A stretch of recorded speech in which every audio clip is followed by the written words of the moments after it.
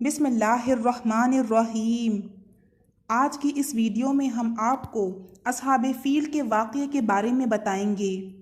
یاد رہے کہ عربی میں فیل کے معنی ہاتھی اور اصحاب فیل سے مراد ہاتھی والے لوگ ہیں، جبکہ عام الفیل سے مراد ہاتھی والا سال ہے۔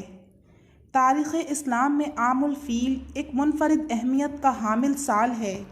اس واقعے کا ذکر قرآن مجید میں سورہ فیل میں بھی موجود ہے۔ واقعہ اصحاب فیل حضرت محمد مصطفیٰ صلی اللہ علیہ وآلہ وسلم کی ولادت مبارکہ والے سال میں پیش آیا، جب یمن کا حبشی نژاد عیسائی حکمران ابرہہ 60,000 فوج اور 13 ہاتھی لے کر خانہ کعبہ کو گرانے کے ارادے سے مکہ پر حملہ آور ہوا یوں تھا کہ ابرہہ نامی شخص نے ملک یمن پر قبضہ کر لیا تھا اور اقتدار حاصل کرنے کے بعد عیسائیت کی تبلیغ و اشاعت کے لیے بہت تیزی کے ساتھ کوششیں شروع کر دی تھیں۔ پورے ملک میں بڑے بڑے گرجا گھروں کی تعمیر کرائی، ساتھ ہی ایک عظیم الشان کلیسا یمن کے دارالحکومت صنعا میں تعمیر کرایا۔ اس تعمیر سے اس کی غرض یہ تھی کہ اہل عرب کعبے کے بجائے اسی کلیسا میں آ کر حج کا فریضہ ادا کریں۔ اہل عرب کو اس اقدام سے سخت برہمی ہوئی اور قبیلہ بنی کنانہ کے ایک شخص نے موقع پا کر اس کنیسہ میں قضائے حاجت کی اور اس کو نجاست سے آلودہ کر دیا۔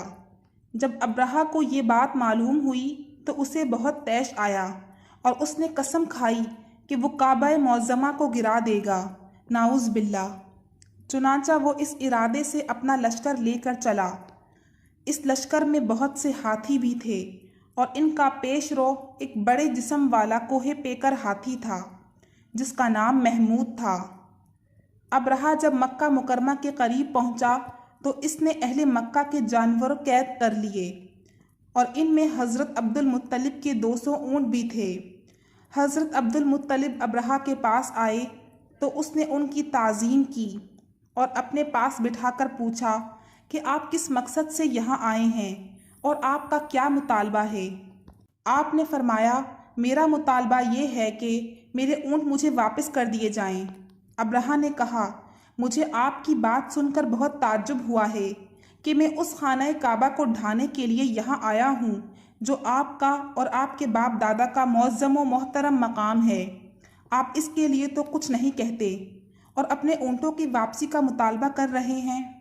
آپ نے فرمایا، میں اونٹوں ہی کا مالک ہوں، اس لیے انہی کے بارے میں کہتا ہوں، اور کعبہ کا جو مالک ہے وہ خود اس کی حفاظت فرمائے گا۔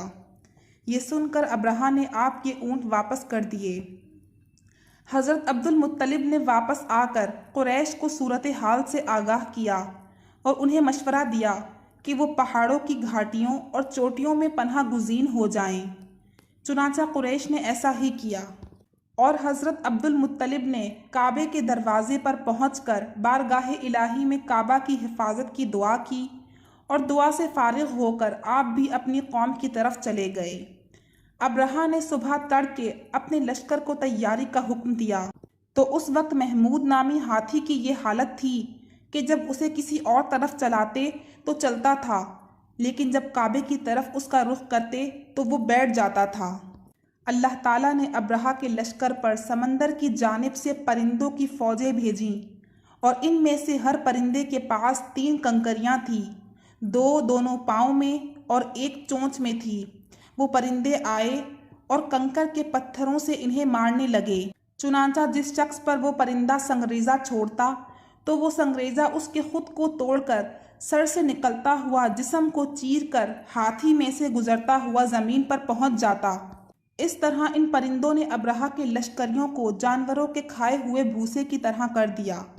چنانچہ قرآن مجید میں سورہ فیل میں اس واقعے کا ذکر اللہ تعالیٰ نے یوں بیان فرمایا ہے، کیا تم نے نہ دیکھا کہ تمہارے رب نے ان ہاتھی والوں کا کیا حال کیا؟